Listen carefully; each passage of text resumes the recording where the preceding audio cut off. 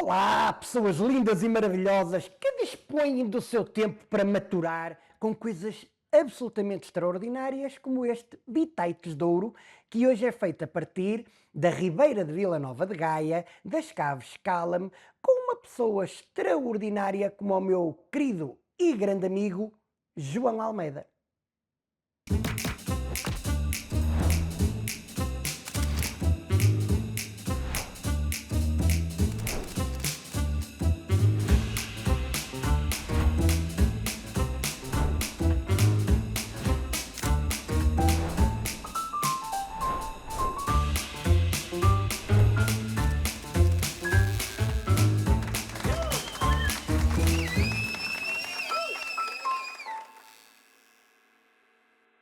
João, muito bem-vindo, pá. Muito obrigado por Obrigado, te todo o juntares gosto, aqui a mim. É um prazer todo o imenso gosto. ter-te aqui.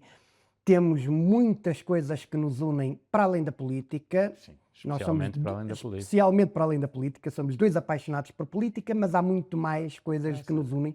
Uma delas é termos ambos 50% do nosso sangue sediado no mesmo concelho, Verdade. em São João da Madeira. Como é que esta coisa aí entre a zona de Lisboa, a área metropolitana de Lisboa, e o concelho mais pequeno de Portugal te moldou enquanto pessoa? Olha, provavelmente para ser uma coisa única, antes de mais, Pedro, obrigado pelo convite. É um gosto grande estar aqui a conversar contigo. Isso é, olha, deu um produto mais ou menos de fusão entre bairrismo sanjoanense, alguma betice do Restelo, crescido no lado B da linha de Cascais e amadurecido no Porto. Portanto, olha, não foi grande Eu coisa, mas disse, foi o que se pode arranjar, não é? eu disse, só nunca diria que tu eras Beto, quer dizer, pelo amor de Deus, Não, não penso logo que não. quem te seguir, há pessoas que só vão ouvir isto e, portanto, não vão poder comprovar. Quem Claro, mas quem vir, vir não vai ter dúvida nenhuma. nunca, e ainda bem que referimos Não, claro. esse aspecto, porque esse aspecto é fundamental. Também é com grande regozijo que eu vejo que tu, estando aqui, vens belissimamente calçado, eu trago sapatos de São João da Madeira e tu, ainda que Trago atualmente uma... não sejam de São João da Madeira, Mas é a marca mais sanjoanense de todas, não é? não é? Acho que não deve haver A marca São ainda hoje, não só pela marca em si, que tem o nome da cidade, mas pelo que as pessoas se lembram, não é? A Sanjos marcou várias gerações de miúdos como Tu nós. continuas a ter este bairrismo que nós temos, tu estavas a falar disso, e eu continuo a ser quase um exagerado bairrista. Eu faço mesmo questão de Claro, pegar nas coisas que são nossas, nitidamente. claro, Eu exibo com orgulho lápis de aviarco. claro. Tu Claro, e mantens. felizmente, e é a vantagem de sermos do conselho mais pequeno do país e termos muita coisa para mostrar, que há conselhos muito maiores que não têm, e portanto, isso de nós conseguirmos, e de serem coisas icónicas, os Sãs, a Viarco, são coisas icónicas que nós, com os colchões da Mola Flex, Sim. sendo mais difíceis de mostrar, não é? Mas ainda assim, icónicos, temos coisas que podemos mostrar com orgulho de ser o produto da nossa terra e de termos 8 km quadrados maravilhosos que continuam a dar ao país. Também dão políticos, mas dão coisas muito boas. Pá, eu tenho sempre um interesse muito grande relativamente aos amigos e aos convidados que trago a este podcast, que tem a ver com as pessoas vão se cruzando e vão se conhecendo em fases diferentes da vida, em etapas diferentes, e a nossa convivência não é uma convivência de infância, portanto, Não. ela surgiu bastante mais tarde. Quem era o puto? O João Almeida, o miúdo, quem era este que andava entre lá e cá e que tinha esta experiência? Como é que tu eras? Eu era um miúdo muito, por incrível que pareça, muito introvertido e, portanto, gostava das coisas normais. Era um miúdo que jogava futebol, gostava muito de jogar futebol, mas também brincava a eleições com caixas de sapatos. Aí era a parte de São Joanense, fazia urnas nas caixas de sapatos, punha a família toda a votar, portanto tinha um lado que não Ah, era minimamente normal, não é? sim, ou seja, tu E via desde. tempos de antena do POS Tu fazias, e do tipo. PDC. Não, via na televisão, Vias. para saber. Então não punha depois as pessoas a votar sem as poderem informar. Não Isso é maravilhoso, é? isso é espetacular. O meu bisavô não achava tanta graça porque tinha de votar muitas vezes. Estavas a falar do futebol, e isso vem mesmo de pequenino. Sim, sempre gostei. Jogaste de forma federada, Joguei, joguei, assim, nas joguei. camadas jovens? Nas camadas jovens. Onde? Iniciado, juvenil e depois mais tarde até joguei séniores. Joguei no Carcavelos, não, eu cresci, como disse, cresci em Carcavelos. lá em baixo e joguei no Carcavelos, tinha jogado nas escolinhas do Belenenses e mais tarde joguei no Malveira da Serra Séniores e voltei ao Carcavelos como veterano para ser campeão de Cascais, que é uma coisa maravilhosa, há 4 anos. O Soutor foi campeão da bola Campeão da bola, em veterano, não é? em Porque veterano. enquanto era a sério não houve essa oportunidade. Isso é espetacular. Aqui no campo das relações, João, quem é que começou a primeira relação? Tu ou o Belenenses? Foi o Belenenses. Foi? Foi o Belenenses, porque foi por via paterna. O meu pai inscreveu-me para sócio quando nasci, penso que terá ido ao estado do Restelo antes de ir ao conservatório, onde se ia na altura, não faço a mínima ideia, mas foi daí, portanto, eu quando dei por mim, já era do Belenenses e gostei. Essa foi a parte, pude escolher. Há uma parte interessante na vida, eu tive muitas coisas, eram muitas coisas diferentes do meu pai, e ele sempre me deu essa oportunidade de escolher. Podia ter sido de outros clubes e nunca quis, com uma exceção.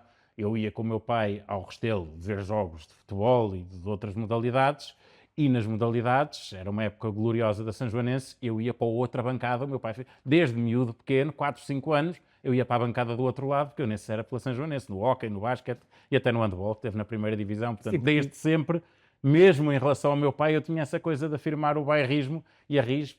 Sempre tive a ideia de ninguém é de Lisboa e, portanto, nós para acrescentarmos alguma coisa ao que somos, devemos ir buscar a nossa raiz. Não tinha uma identidade que não fosse a sanjoanense. Estás-me a dizer uma coisa que é fixe, que é esta lógica de juntar as duas coisas e de tu seres capaz de fazer isso. O que me leva para a última época que o Belenenses jogou com a Sanjoanense, não foi? Em futebol. E então, e aí? Não fui a nenhum dos jogos e na primeira volta estava completamente... Aliás, jogou para a taça também. Jogamos para a taça e depois no acesso à segunda liga. Não ia, aí é fácil hoje em dia. Mas não ias porque não consegues ou porque não querias fazer o statement? Não ia porque as pessoas não interpretam bem. Eu fui presidente do Belenenses e naquela altura era presidente do Conselho Fiscal da Sanjoanense. E, portanto, ninguém ia entender. Ia sempre ficar mal, quer dizer, não que eu me manifestasse, veria o jogo com neutralidade, mas as pessoas do Belenenses iam achar mal eu estar lá porque achavam que eu estava pela Sanjoanense e não estou hoje em dia, sinceramente, hoje em dia, esse tipo de confrontos... Já não te apetece sequer, não é? Nenhum houve. Durante a vida, quer no desporto, quer na política, já houve alturas em que gostei muito do confronto e cultivava até se calhar de alguma maneira. Hoje em dia não estou para me chatear, confesso. Não. Isso é uma questão que vem da tua experiência ou que vem pela fase de vida em que tu estás? Vem pela fase de vida em que estou, que é resultado da experiência. Acho que nós vamos ganhando também maneiras de vivermos melhores e mais descansados e, portanto, acho que vamos aprendendo a viver. Acho que viver bem, conseguirmos gostar das coisas que a vida nos dá, é algo que nós também aprendemos, não é algo que seja igual ao longo da vida. Sim. Tu foste, salvo erro, o presidente mais jovem do Belenenses. Fui. Tinha 30 e poucos como anos. É que isso surge? Porque é um histórico. É um histórico. Aliás, O Américo Tomás foi presidente do Belenenses, portanto é pensar... Não, e outra coisa, no outro dia vi um estudo muito interessante, que é, se retirássemos os 3 grandes do futebol português da equação, o Belenenses tinha sido o campeão. clube que mais títulos teria ganho em Portugal teria sido o Belenenses. Sim, sendo que ganhou um. Sim. Nem o meu pai era nascido, portanto já foi há alguns anos, mas sim, na altura, foi uma altura de crise em que houve ali uma intenção de renovar e mesmo tinha na direção pessoas mais novas que eu e, portanto, foi uma ideia muito de renovar que teve naquela altura e que infelizmente não foi suficiente para travar um declínio que já estava a acontecer e que acabou por acontecer ao Belenenses, que hoje em dia está muito abaixo daquilo que já foi no passado. Sim, é impressionante a quantidade de pessoas que eu conhecia, mesmo a norte, Sim. De outras gerações que não a nossa. Pá, o meu avô materno era do Belenenses. O meu avô materno não era do Benfica, do Sporting, do Porto. Em São João tinhas algumas pessoas icónicas que eram do Belenenses e sempre foram e continuaram a ser. Tu foste ainda por cima presidente numa altura, tu apanhaste o Cândido, não apanhaste? Apanhei, o Cândido era o Cândido, que é o Cândido Costa, que é também era um dos o capitão nossos... quando eu entrei. Era o Portanto, estás a capitão ver quando o estado a que aquele clube chegou. Quer dizer, eu era o presidente e o Cândido... Não, São João da Madeira tomou conta do clube. Não. Que maravilha. E Jorge Jesus, ou não? Não, já não apanhei o Jorge Jesus. Não? Quem é que apanhaste como treinador? Eu tinha, na altura, é uma história um bocado chata. Eu entrei, o Belenenses tinha contratado o Baltemar Brito, que era conhecido por ser adjunto do Mourinho, mas nunca tinha treinado clube nenhum. E eu achei que naquele momento não fazia sentido e, portanto, o meu primeiro ato de gestão Foi foi dizer ao demitir. Valdemar Brito que ele não ia dar nenhum treino. Portanto, não é fácil. Sim. Com 30 e poucos anos, há um homem que eu respeito e que obviamente tinha uma carreira no futebol, tinha sido, vinha de ser adjunto do Mourinho, com todos os sucessos que o Mourinho tinha tido, era campeão da Europa, tinha ganho uma Liga Europa, eu penso que ainda foi adjunto no primeiro ano em Inglaterra, tinha Sim. ganho uma Premier League como adjunto e eu explicar-lhe que para o Belenenses na segunda divisão não era o perfil ideal, portanto foi um momento. Não, Depois veio o Rui Gregório, que era da casa, e depois contratei mas o isso é uma das o coisas José que me fez. Mota. Mas o primeiro treinador que eu contratei para o Belenenses, ainda como administrador, ainda não era presidente, foi Jaime Pacheco, portanto, de quem fiquei amigo Sim. para a vida. E uma das coisas que mais admiro em ti é que tu, e há sempre esta ideia dos políticos e da forma como os políticos tendem a mascarar e a conversar muito e a levar muito, tu tens um sentido muito prático. E o teu sentido muito prático vê-se nos atos de gestão, nos atos administrativos e nos atos políticos. Sim, Politicamente és muito prático, e muito naqueles que assertivo. correram mal, e portanto tens sempre de. Eu acho que o pior na vida, em tudo, pessoal, política, profissional, não há nada pior que não decidir. E portanto eu acho que automotivo-me e pressiono-me para tomar decisões e para ser claro nas decisões, principalmente quando envolvem terceiros. E portanto eu prefiro. Se há alguma coisa que não está como eu acho que deva estar, chamar a pessoa e dizer-lhe na cara o mais depressa possível. Isso tem coisas muito boas e tem péssimas. Há momentos muito Há difíceis, dissabores, não é? momentos Qual foi o muito pior difíceis momento em que que, passaste no futebol? principalmente quando começas, que passei No futebol. no futebol, foi uma manhã em que estou no Restelo, no meu gabinete, e a certa altura, ainda não tínhamos chegado à meia da manhã, tinha 3 solicitadores de execução, todos eles acompanhados de polícia, para executarem. Um queria levar as taças de Portugal que o Belenenses tinha ganho, com penhoras judiciais. Outro, Consegue-se atribuir um os valor a isso? equipamentos de jogo. Não, mas era como Era qualquer simbólico. penhora, era simbólica, exatamente. Sim. Mas eram 3, os 3 acompanhados de polícia, um para levar as taças, outro para levar os equipamentos de jogo e outro para levar as caldeiras dos balneários. E, portanto, e na mesma manhã, ter que estar a negociar para conseguir que nada daquilo saísse do Restelo, e não saiu, mas era um passivo de, estamos a falar de um passivo de praticamente 20 milhões de euros, a ter de o gerir todos os dias, com 30 e poucos anos. Não, foi uma experiência boa. Foi uma experiência. Mas lá está, é por amor, não é por interesse nenhum, porque é aqui que se vê Não. que de facto, não é? É mesmo. É mesmo por amor, não é por Não, por interesse. amor, que é isto que- por paixão. Não é só por amor, é por paixão, porque é muito irrefletido. Sim. É mais que amor, é mesmo paixão. E lidaste bem com uma modalidade, um jogo, e por jogo não estou a falar de jogo particular, com um jogo que nem sempre é limpo. Não, abstraí-me. Eu aí acho que não vale. Eu sou completamente não gosto de teorias da conspiração, não gosto de pensar no lado negro das coisas, porque senão perde o encanto. Quer dizer, então não estou lá. Digo isso muitas vezes, mesmo na política, quando aparecem, porque isto é e porque aquele, e tem, é uma negociata disto. Se é para ser assim, então vamos embora. Eu jogo o jogo como se ele fosse limpo. Às vezes percebe-se que isso tem sabores, mas não me queixo muito não me queixo nem na política nem no futebol.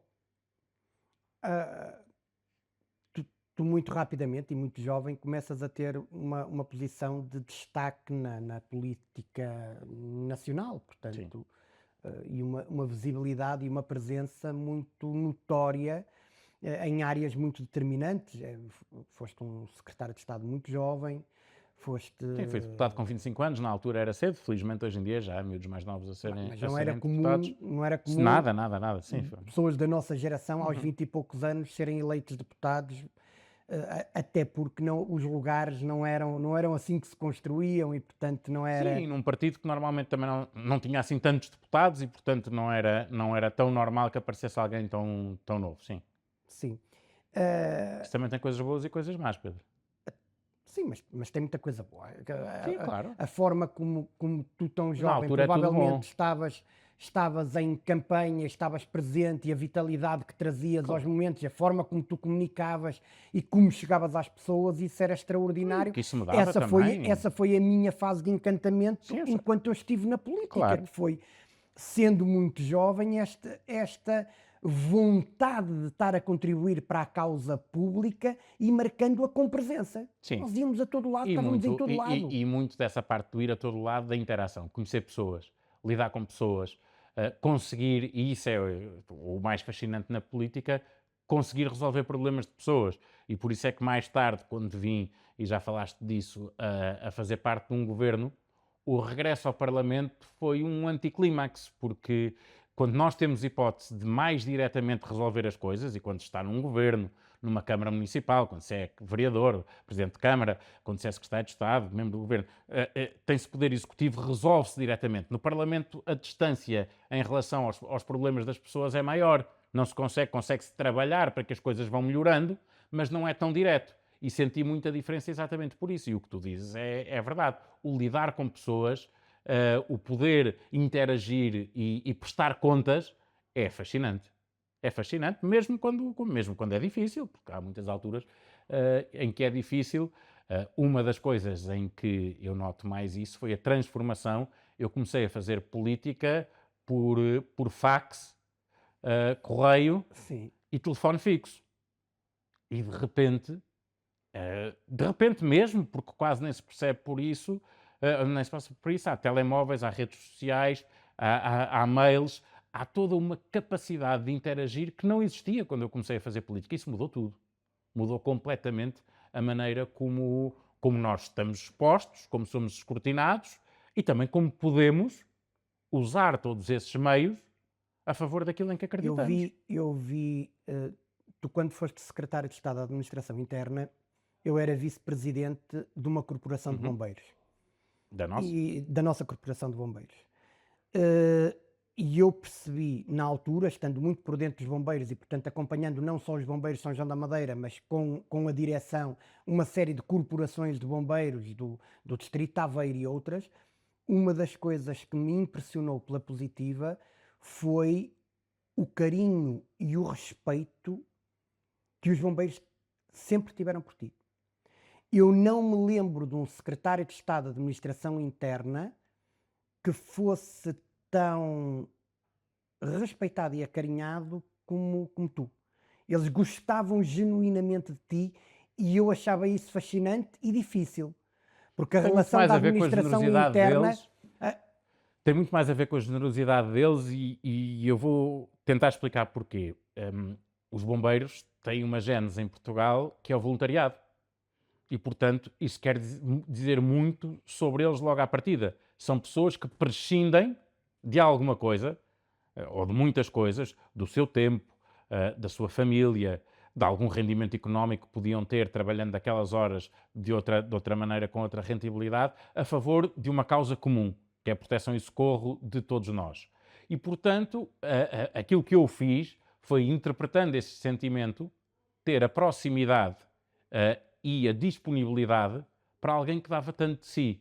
E eu acho que foram, depois, é verdade, senti sempre esse carinho, mas o mérito é de facto deles, porque a generosidade que já tinham a entregar-se ao voluntariado tiveram também a acolher uma pessoa que não tinha nenhuma experiência nessa área, eu nunca tinha trabalhado nessa área, e que me dispus a aprender com eles e a dizer: eu estou aqui com esta responsabilidade, a única coisa que eu quero é poder dar significado político e consequência àquelas que são as vossas causas e essa vossa entrega. Eu acho que era um bocadinho mais do que isso, mas eu acho que era um bocadinho mais do que isso. Eu acho que eles sentiam uma coisa que não sentem por parte dos políticos, ou seja, quando uma figura de Estado vem a uma entidade, normalmente vem cumprindo o seu papel, passando a mensagem do dia ou a contextualização daquilo que é o estado da arte no momento, e não dão atenção plena. E aquilo que eu verificava, que a nossa corporação sentia, e não era só a nossa, falo de corporações como Valdecâmara, Oliveira das Meias, Santa Maria da Feira, uma série delas que eu conhecia. Gente amiga, e que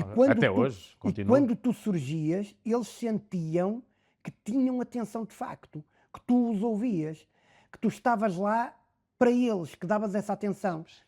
Oh Pedro, mas se nós não ouvirmos as pessoas que prescindem daquilo tudo a favor da causa comum, quando temos a oportunidade de representar o país num governo, nós estamos a fazer o quê? Quer dizer, não, Mas essa é a pergunta que eu te não, faço, é o que é que não está a acontecer ainda para que haja mais casos como o teu em acho que diversas há. áreas? Acho que há e acho que há em todos os governos.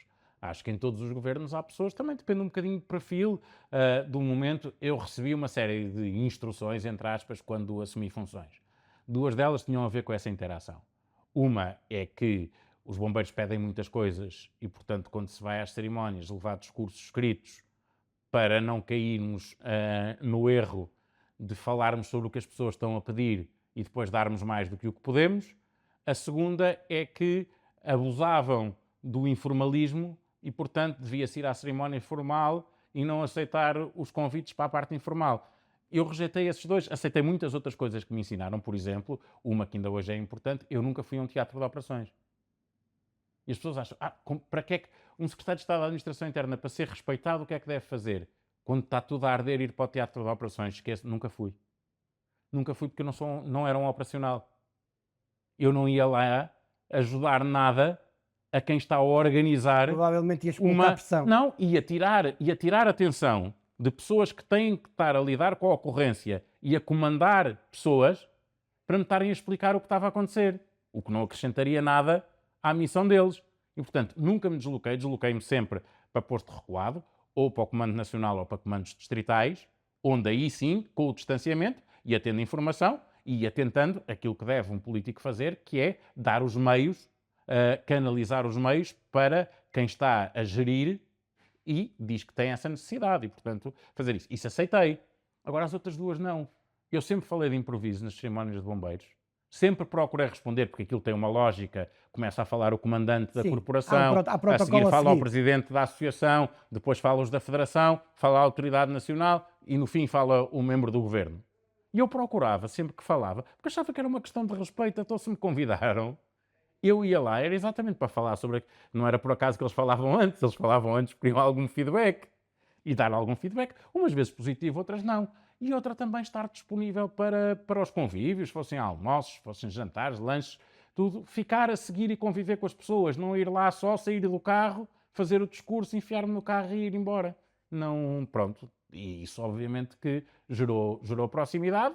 Agora, às vezes mesmo comandantes ficavam chateados, porque depois havia bombeiros que me mandavam WhatsApps e eu respondia, e isso tinha que ser gerido com cuidado para não passar por cima da estrutura de comando. Não é só facilidades, isso depois tem também os seus riscos, mas é ir gerindo. Eu aqui tenho a vantagem de te ter como amigo e, portanto, nem sequer te tenho como responsável político. Isto é mesmo esta lógica. Eu tenho uma posição clara relativamente à profissionalização dos bombeiros.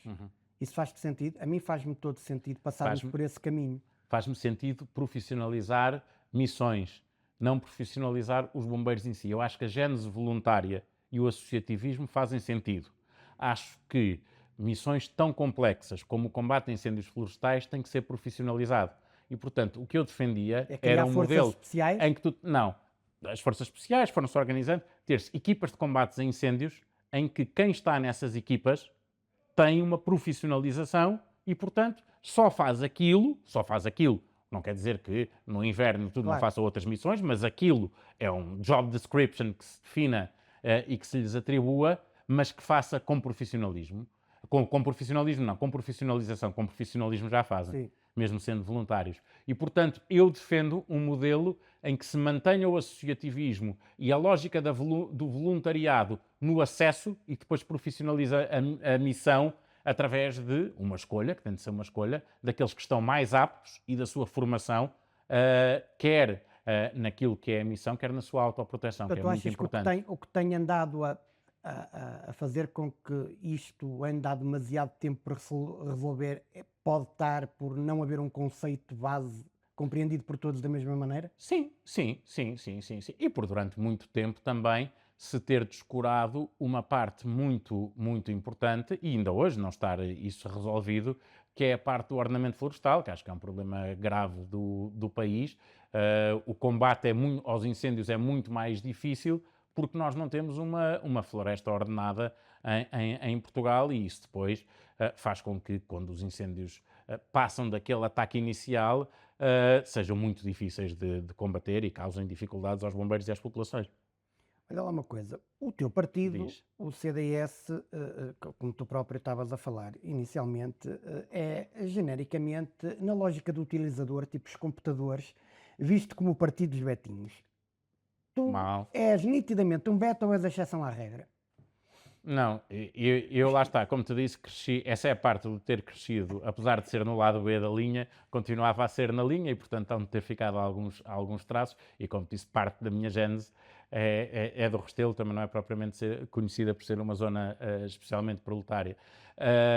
Mas a questão aqui é que o CDS tem uma característica que é a seguinte: nos sítios mais urbanos, há provavelmente uma tendência de alguma elitização do seu eleitorado. Isso não vamos fugir à questão, seja em Lisboa, seja no Porto, seja Sim. em Cascais, vê-se em que freguesias é que o CDS normalmente tem mais votação. Porque aí o poder é muito disperso e acaba por acontecer isso. Em zonas fora dessas realidades, que são 99% do país, as pessoas com esse nível de elitização são do PSD e do PS, são de quem manda.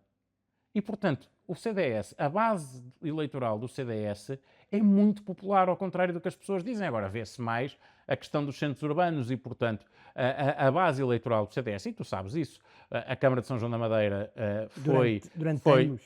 foi do CDS e era uma mistura entre alguns dos senhores da cidade, é verdade, mas com muito povo que era quem alimentava, que nem sequer, às vezes, nem votava no CDS depois em eleições nacionais, mas Só para a votava Câmara. Só para a nas Câmara. locais Claro. que havia. E o próprio Presidente de Câmara, o Manuel Câmara, era uma pessoa que vinha de raiz humilde e que não correspondia minimamente a essa ideia da betice do CDS, como o CDS ainda há poucos anos, quando teve 24 deputados, 21 deputados, tinha todo o tipo de pessoas e, portanto, é um partido muito mais interclassista do que a fama que tem. Eu, antes de mudarmos de assunto relativamente à política, porque há mais coisas que me interessam em ti, curiosamente, a primeira A mim é uma também. provocação, que é: o CDS é um dinossauro em vias de extinção ou vai resistir à teoria da evolução? Vai resistir, claro. Eu acho que já conseguiu vencer o meteorito e, portanto, houve um meteorito que fez com que o CDS saísse do Sim. Parlamento a certa altura. Houve novas espécies que apareceram, novas espécies políticas que ocuparam de alguma forma o espaço que se achava que era o espaço do CDS, e o CDS, ao contrário de outras espécies como os dinossauros, conseguiu resistir a isso e conviver com as novas espécies políticas. Gosto muito E eu desta acho que tem ideia. espaço para conquistar em condições diferentes e circunstâncias diferentes das do passado, mas para conquistar um eleitorado que eu acho que ficou de alguma forma órfão, apesar de aparecerem outras soluções. Gosto muito desta ideia de tu teres apadrinhado um meteorito com um nome específico que não precisou de ser Não. pronunciado para. Eu gostei muito dessa ideia de haver um meteorito Ah, com o nome português. O meteorito é sempre do espaço. Vem sempre, é de outro Vem mundo, do espaço, é vem de do outro espaço, não é planeta. de cá. É de outro planeta, É de não é outro- de cá, com certeza. E vamos lá a outras coisas sem ser política. Ah, O que é que vamos tu tens já, aí? tenha calma, doutor, que isto aqui temos muita coisa para falar. Uma delas é: eu acho tudo fascinante em torno de ti. Agora, ter sido DJ, Sim. ter sido DJ, Inclusive e em casamentos. tinhas nome de DJ? Não. Não, aí era João Não, Almeida. Não, é DJ Almeida com Y que tinha e usava uma camisola. Eu gosto muito de futebol, não sei se já João disse. Almeida com Y. Não sei se já disse que era de uma camisola da Argentina no Mundial de 98, de um jogador que era o Matias Almeida, número 5. Era uma camisola espetacular da Argentina, então era o meu outfit O teu de outfit era DJ, camisola da Argentina, camisola da Argentina, Almeida com Y. Almeida com Y. Em casamentos não, como é evidente, mas se fosse assim, bares e coisas Que música assim. é que tu passavas? Isso interessa muito. Essencialmente rock anos 80. É a especialidade, claro que passando, tu se passas música, passava essencialmente, fiz muitas festas de 30 anos de amigos, cheguei a fazer algumas de 40, para os 50 já ninguém me convida, não sei porquê, já estamos nessa fase, fiz casamentos e era muito aquele rock de anos 80, casamentos passava mais ali os pimbas e essas coisas também, e tinha uma grande dificuldade porque eu odeio aqueles twists e aquelas coisas e portanto tinha de ser, mas detesto. E pronto, e passava uma coisa muito básica, era passar a música, eu não, atenção, uma coisa é ser DJ, outra coisa é passar a música, eu passava a música. Sim, se estás a ser agora, estás a pôr aqui o papel Eu não na misturava, tónica não, atenção. Tu passavas isso, já é muito Sabia fazer, técnico para mim. sabia fazer passagens para não ser para as músicas não entrarem a Não, martelo. a martelo, não é? Para não Para entrarem a bater ali martelo. certinho. Mas era, e pôr uma batidazinha de transição, já uma era coisinha. CDzinho. Era CDs na altura. Comecei com vinis e depois CDs. Ah, E depois computador. E depois computador. Tive o meu barzinho também. fala-me lá disso. Isso eu já Olha, não lembrava. Isso é Qual uma foi o teu coisa. bar? Olha, o meu bar foi um bar. Por falar em Betis na Lapa, em Lisboa. Agora que ficou tudo estragado de vez. Sim. Eu fui deputado a primeira vez entre 2002 e 2005. Só para ver se bate, também foi o pior negócio da tua vida? Não, foi o melhor. Ah, pá, porra, a mim foi o pior. Pois, mas a mim, olha, saí da Assembleia em 2005, depois de ter sido deputado a primeira vez, ainda não tinha acabado o curso, portanto achei que era boa ideia dedicar-me um bocadinho à faculdade para ir acabar o curso. Mas como não ia só estudar, com uns amigos fizemos uma sociedade para gerir um bar e eu ao fim de um mês estava a ganhar no bar com mais 3 sócios, estava a ganhar no bar mais do que ganhava como deputado, portanto foi um negócio interessante, durou 4 meses. Foi pena só por isso, porque estava a render. Tive um convite depois para um desafio extraordinário, trabalhar com uma das pessoas que mais me marcou na vida e acabei por ir. Fui, na altura, ser chefe de gabinete da Maria José Nogueira Pinto na Câmara de Lisboa. E eu tive a sorte de trabalhar com pessoas extraordinárias na vida. Uma das que mais me marcou foi a Maria José, completamente. Porque eu acho que esta questão, o papel dos mentores, estás a ver, das pessoas que vão cruzando... Há momentos que nos marcam, obviamente, na vida. Eu perdi o meu pai cedo e, portanto, esses momentos são sempre difíceis. Eu lembro-me de ter uma conversa com o Eduardo, com o filho da Maria José, na missa de corpo presente da Maria José, a seguir, e estávamos a falar, e ele a dizer, e eu dizia, olha, a tua mãe ensinou-me uma coisa que eu não sabia que se aprendia. Ele disse o quê? A trabalhar. Tua mãe ensinou-me a trabalhar. Que é uma coisa que eu achei que trabalhar toda a gente sabe. Não. A teres métodos, a saberes receber instruções, a saberes transmitir, a saberes liderar uma equipa, a saber priorizar, a saber comunicar. Grande parte disso eu aprendi com a Maria José e valeu-me para a vida. Eu acho que as grandes figuras que nos vão aparecendo moldam mesmo. É uma Nós coisa estamos muitas vezes... O escuro não nos permite distinguir uma série de coisas e a luz que essas pessoas nos trazem ilumina e mostra-nos uma data de coisas que nós não estávamos a ver. Sim, e esse foi um dos momentos, claramente, esses anos que trabalhei com a Maria José Nogueira Pinto, claramente tiveram esse efeito em mim. Tu achas que é generosidade ou é rasgo ou é isto tudo quando pessoas que já têm uma idade muito mais avançada que a nossa, porque ela apostou num puto, literalmente? Mais ou menos. Primeiro, a diferença existia, mas a Maria já tinha filhos mais ou menos da minha idade, portanto era isso, era a mesma coisa que apostar num filho. Eu já tinha sido deputado, portanto não era uma coisa completamente às escuras. Tem um condão diferente, que era, nós tivemos sempre lados diferentes no partido, e isso é que foi interessante. Ter-me ido, fiquei surpreendido. Não era da ala dela, e portanto fiquei surpreendido com o convite. Mas isso é uma visão ainda maior da coisa, não é? Claro, mas isso é que mostra a grandiosidade da pessoa, muito mais do que ir buscar e de ser novo e tudo, e se calhar poderia acontecer noutros, é ir buscar uma pessoa que em muitas coisas pensava diferente. Ou tinha a arrogância de pensar diferente, como se eu pudesse naquela altura, e discutia, e discutíamos. Grande parte, muitas vezes do trabalho, nós discutíamos as questões. Mas eu acho que às vezes as pessoas... essas pessoas já têm uma carreira muito grande e que são eliminadas e que eliminadas no melhor sentido do termo, claro. A determinada altura estão muito rodeadas de yes men, de pessoas que estão à espera de ter um contributo, que seja aquilo que elas querem ouvir. Sim.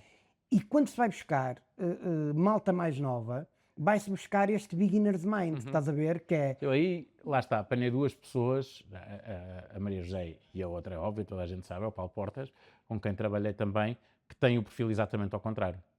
Que gostam do confronto de ideias e normalmente rodeiam-se de pessoas que pensam diferente exatamente para terem... Porque isso os estimula. Isso tem a ver também com a capacidade intelectual que têm, não é? que eu Estimula-os vejo a diferença e o debate. eu vejo-me com 26 anos, quando trabalhava com o Tu Castro. tiveste isto. Sim, quando trabalhava com o Castro Almeida, quer Trabalhaste dizer, com uma pessoa também. com 26. E hoje ponho-me a pensar em respostas que lhe dava ou sobre um determinado assunto, Como é que ele não te aquilo que mandou eu da porta dizia. fora? Sim, Claro, literalmente. claro. E o olhar que ele fazia, olhar para aquilo e depois fazia aquela pausa. Sim. E depois às vezes aquilo até batia certo com o que eu estava a dizer. Sim. E eu não sei se era a arrogância que eu tinha, se era mesmo naif, que as coisas saíam sem Não é grande arrogância, porque tu não filtro. tinhas consciência de que Pois, estavas a exatamente. desafiar. Não, Eu acho que longe isso, disso. e se tivesse não o farias. Nunca. Mas eu acho que por isso é que eles também optam e escolhem. Eu hoje também o faria, aprendi isso. Quer dizer, gosto de ter gente mais nova que tem essa, que é completamente disruptiva e que é capaz de dizer, "Pá, mas isso é um disparate, isso não faz sentido nenhum." Como é que tu lidas? As redes sociais hoje são absolutamente fundamentais, nós temos que viver com elas, portanto, faz parte dos tempos, elas estão muito presentes. Todos, em todas as áreas de atividade, temos que ter alguma presença e alguma pegada digital. A minha questão é: ficamos muito mais expostos. Como é que tu lidas com a crítica? Com a crítica, lido bem. Com a exposição nas redes sociais, não. A exposição, eu quando disse há bocado, a política mudou muito desde que eu comecei, e quando apareceram as redes sociais, eu achei que se estava nas redes sociais da mesma maneira que se estava na rua, e não pode.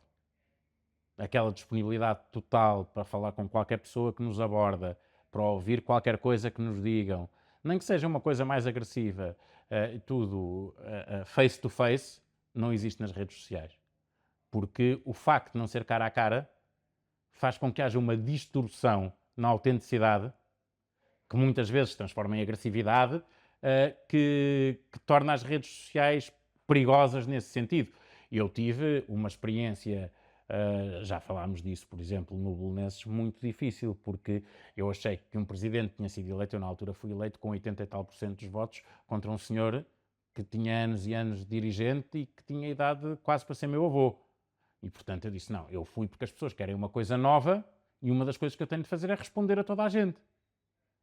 Eu ia enlouquecendo, não é? Porque imaginem o que é responder a toda a gente, tu ainda não perguntaste, mas ias perguntar e eu vou responder, Sim. que é qual é a diferença entre a política e o futebol. Oh, João, qual é a diferença entre a política e o futebol? Opa, ainda bem que me perguntaste isso. Essa pergunta foi mesmo oportuna. A política, o futebol é exatamente a mesma coisa do que a política, só que há eleições todos os domingos. Portanto, é imaginarem o que é a gestão política de um período eleitoral e o que é a gestão política de um período pós-eleitoral. No futebol é isso todos os domingos. Nós temos a semana, os treinos e tudo, que é uma espécie de campanha, e em que estamos todos ótimos e vamos ter um grande resultado. Depois, ao fim de semana, se ganhamos, Incrível. governamos, estamos em grande. Se perdemos, é uma desgraça. E, portanto, tem este efeito. São ciclos políticos semanais. E isso deu um desgaste. E, portanto, percebi aí que não poderia gerir assim as redes sociais, mas temo que ainda não tenha percebido como é que as devo gerir. Acho que ainda hoje não sei bem como é que... tenho de reconhecer isso. Acho que é difícil. Nós andamos aqui com... E depois mexe, Pedro, mexe com outros lados, porque isso perturba-nos, entra dentro. Entra numa esfera muito pessoal, não é? Entra numa esfera pessoal e de saúde mental mesmo. Sim. Eu acho que é preciso ter muito cuidado para que as redes sociais não nos causem dano a esse nível. Sim, eu só tive um episódio bastante duro e tomei uma decisão que hoje me arrependo relativamente a isso, que foi quando surgiu a pandemia. Ela ainda não tinha chegado a Portugal e os telejornais abriam em Portugal a dizer: a Covid chegou a Milão, e dava uma reportagem sobre Milão. 2 dias depois, a Covid chegou a Paris. A Covid chegou a Londres e eu faço um vídeo no Facebook a dizer: epá, até nisto somos pobrezinhos. Nunca mais cá A chego. Covid vai para onde? Vai para o E sítio onde depois, toda a gente e depois gostava de chegou, ir, e onde é depois chegou, bom, não e depois é? chegou de forte. Não, 1 milhão de visualizações, gente a dizer: eu sei onde tu moras, havia de morrer o teu filho com Covid, tu havias de morrer, eu se te apanhar na rua vou-te dar não sei o quê, com aquilo que era. Claro. Eu, na persona de comediante, Sim, sim, a sim. fazer Esquece. um sketch. Não há essa distância. O problema é esse. É que tu entras nas redes sociais e aquilo que para ti é absolutamente definido, que é tu estás na tua persona de comediante, para as pessoas não existe.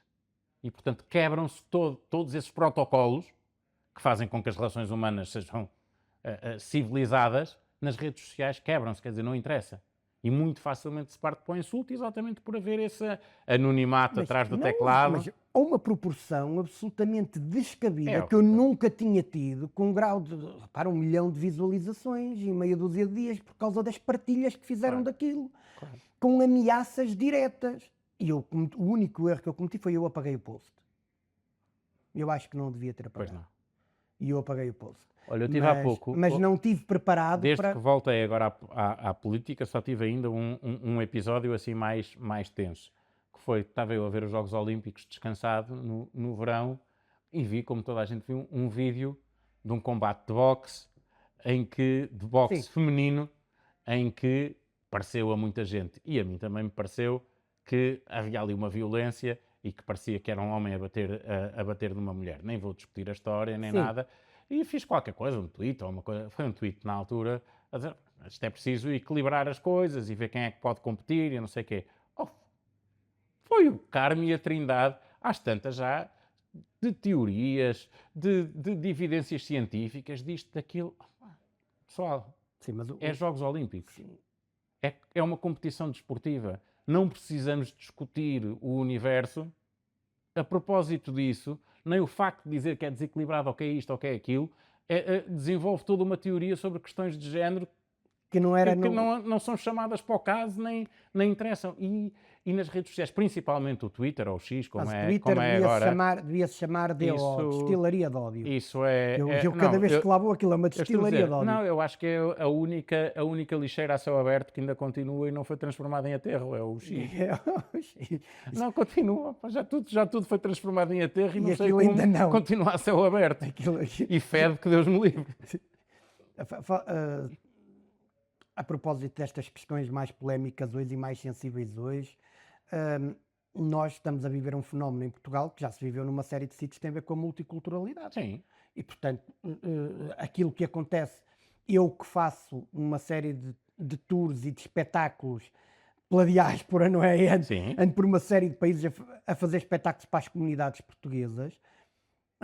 Eu vejo a importância que os estrangeiros têm nessas realidades e nessas economias.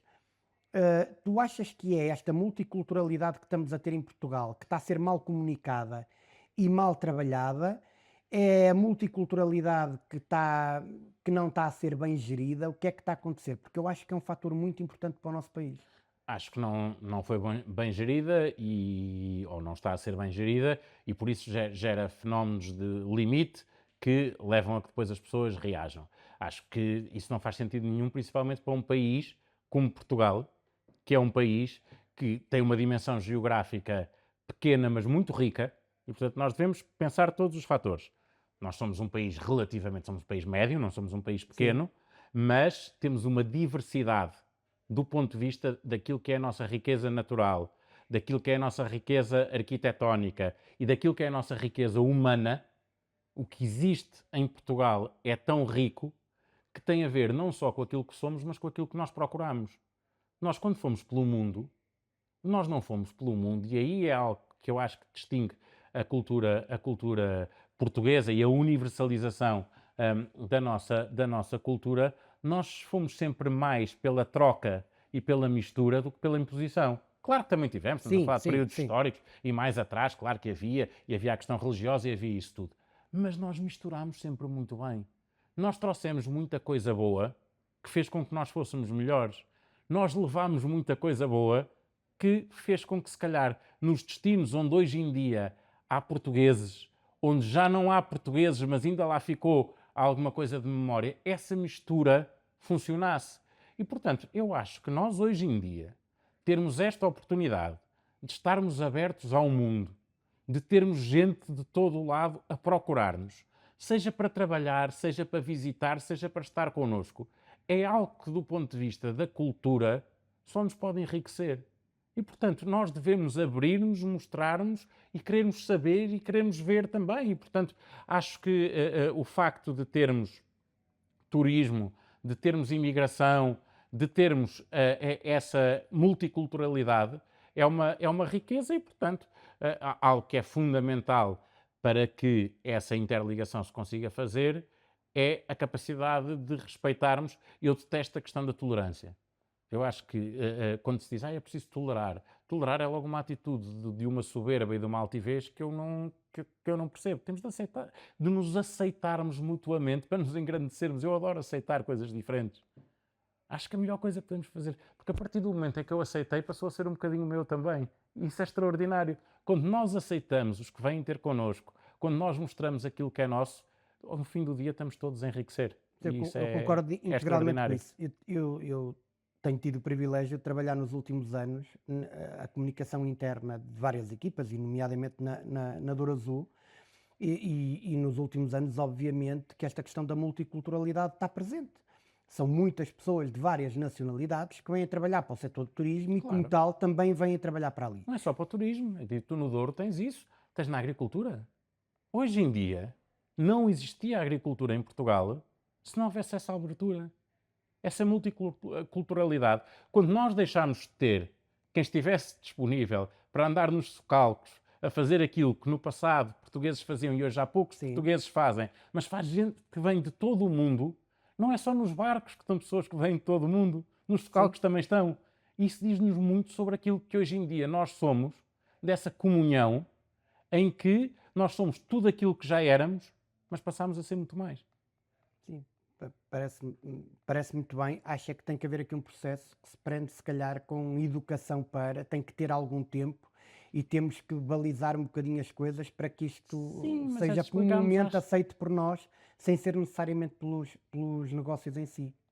Mas não é pelos negócios, é mesmo pela riqueza, é pelas experiências, é pelas trocas, é por aí. Acho que isso é muito mais importante que os... Claro que a parte dos negócios é importante, mas toda essa parte, eu acho extraordinário. Se calhar algumas das pessoas que são mais céticas em relação a esse fenómeno que indiscutivelmente existe em Portugal neste momento, há 10 ou há 20 anos adoravam ir a Londres e ver toda aquela cidade cosmopolita, com mistura, com trocas de culturas, e era extraordinário, desde que não seja a nossa casa, seja na dos outros. Mas o que é isso? Quando nós já cá tivemos tudo, não é? Nós já cá tivemos cartagineses, e tivemos cá cartagineses, romanos, gregos, celtas...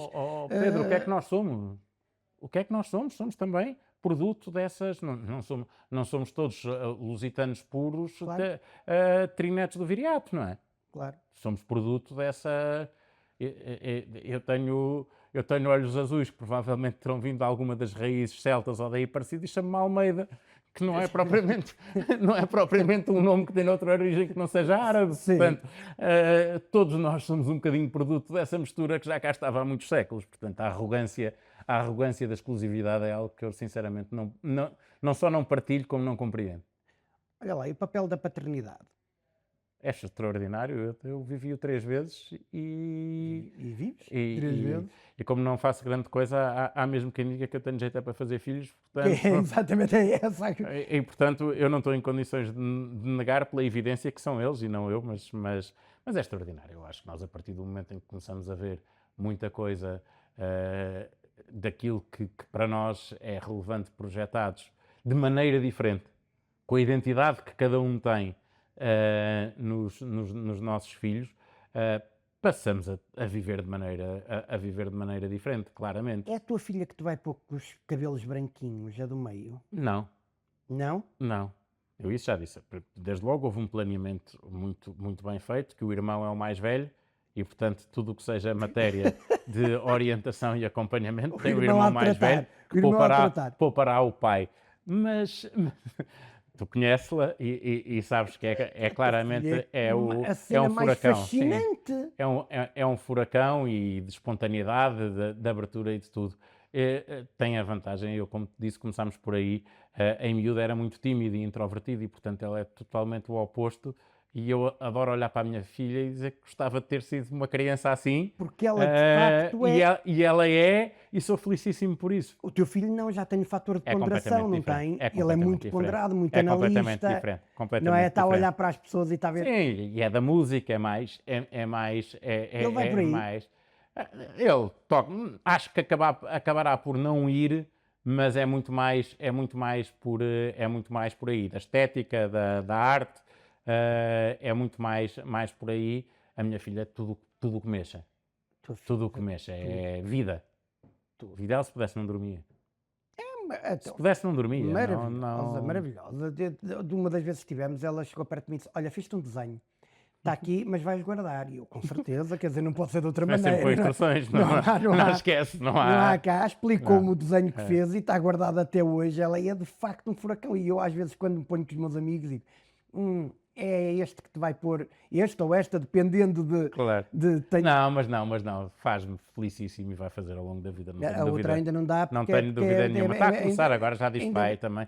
Já diz pai, é esta coisa de pequenina. ter uma criança a dizer pai é sempre, parece que já nos esquecemos e Já que diz pai, é pequenina. já, e ficamos maravilhosos. E dizem em português. Pois, exatamente. Lá está a A multiculturalidade. O meu amigo, multiculturalidade. o meu- Olha, eu tenho uma filha com 3 nacionalidades, portanto, ela tem. é Pois, portuguesa, brasileira e luxemburguesa, portanto, pois é. isso. Trilingue. Mal de mim, se não. Trilingue, Mal de não. mim, se não. Não, vai ser alfabetizada primeiro em alemão, que é como Sim. funciona o sistema público no Luxemburgo, e depois em luxemburguês, em casa fala português, com sotaque do Brasil. Pronto. Mas isso até é malta de cá por causa do YouTube. Sim, isso Ok. a minha filha do meio também fala com sotaque. o meu Diz sobrinho- palavras às vezes que. Sim, Onde é que é? sim, YouTube. sim. O meu sobrinho no outro dia perguntou quando é que íamos de trem a Espinho Pois. e portanto, pá, e ao YouTube e é português, quer dizer, não é português de Portugal, mas é português e também é outra das realidades que temos que estar a lidar. Qual foi a cena mais avariada que fizeste até hoje? Oh, não conto. Não contas? Já Não, não, claro que não. Numa escala que consegues ir para aí até à 10ª e haver uma que tu contes? Não sei, a mais avariada, deixa lá ver. Não, eu estou a dizer não conto e não me estava a lembrar de nenhuma. Ah. Não havia, não há nenhuma assim tão Eu icónica. fui preso por cantar uma serenata. Não, Só porque estava pendurado numa grua numa altura de quarto andar, acho uma injustiça às 4 da manhã me virem prender por causa disso. Pronto. Mas Não, eu posso dizer uma, mas é muito má mesmo. Andávamos num Citroën, num Renault 5, a anunciar a festa, uma festa um Renault 5 bege. Já não há carros bege, pois não. clássico. Não, havia o Renault 5 não e há. a 4L. Mas assim, Só tipo havia em café bege, com só havia a leite, 4 bege, era. café com leite e tal. E andávamos a anunciar a festa dos 20 anos da Juventude Centrista. Portanto, isto terá sido em 94. Sim. E pronto, lá está, andávamos ali pelo Estoril. Acabadinhos de tirar a carta. Não, eu não tinha carta. Era um amigo que ia guiar o Renault 5 com as cornetas em cima, aquelas cornetas, parecia aqueles filmes italianos Sim. do Fellini, não sei o que, dos tipos nos enterros a anunciar, do Arco da Velha. E alguém se lembra de dizer que sabe que há um buraco na rede do autódromo do Estoril e que podíamos ir lá ver. Então fomos lá ver, e nós com o Renault 5, com as cornetas em cima, e havia mesmo o buraco. E entramos. E começamos a entrar na parabólica, era de acesso à parabólica que depois ia dar à reta da meta. Sim. E, o Renault 5, até que damos por nós na parabólica, mas começamos a ouvir barulho. E o amigo que estava a guiar foi para o meio da pista, já não veio para trás, continuou em frente. Foi para o meio. Passa um AX a abrir. Está a ver o campeonato da Europa de troféu AX. E de repente todos os AX todos a passar. E nós com o Renault 5 do lado dentro da curva, à espera que acabasse a corrida para virmos embora outra vez. Opa. Isto é muito E que correu tudo bem. E não pararam nada, tu foste e depois saíste à tua vida e está feito? Sim. Sim, estranho que possa parecer. Portanto, uma das cenas mais estranhas que eu fiz na vida foi entrar com um Renault 5 com cornetas no meio do Campeonato da Europa de Troféu AX no Autódromo de Estoril. Pronto. Minhas senhoras e meus senhores, se dúvidas houvesse relativamente às pertinências deste episódio, estão todas conseguidas neste teu último momento. Há de ser um grande highlight da tua Sim, vida, sim, cena para contar aos netos, sendo que eles já não sabem o que é Aos netos, autódromo. não. Não sabem o que é autódromo nesta altura. João, muito obrigado, meu amigo. Obrigado, Pedro. Foi um prazer gosto enorme. imenso. Sigam-nos nas plataformas todas, onde Sigam, nós sigam, estivermos, está bem? Não se esqueçam dessa parte, ativem lá o sininho no YouTube e essas coisas. E continuem a ver os meus amigos e as minhas amigas a virem a este Vitais Todos.